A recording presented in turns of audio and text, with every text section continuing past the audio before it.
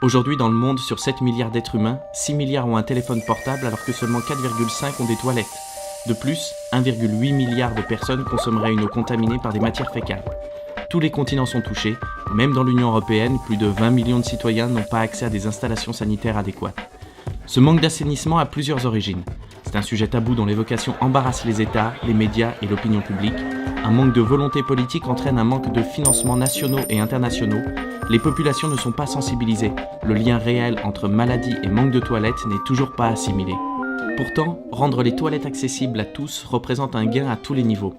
Pour la santé et l'hygiène, 88% des cas de diarrhée dans le monde qui tuent plus de 2000 enfants de moins de 5 ans par jour peuvent être évités grâce à une eau potable, à un assainissement adéquat et à une hygiène suffisante. Pour la nutrition, le nombre d'enfants malnutris pourrait être divisé par 2 grâce à la réduction du nombre de diarrhées à répétition et d'infections intestinales.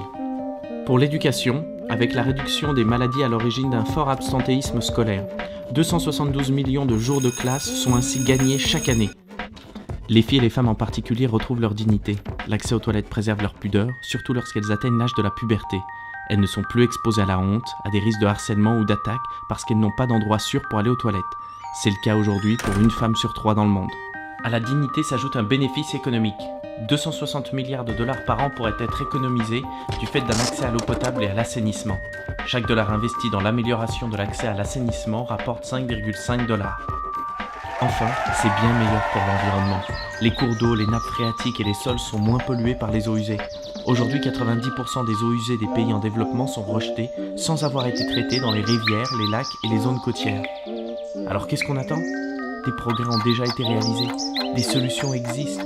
L'accès à l'eau potable et à l'assainissement est un droit de l'homme reconnu depuis 2010.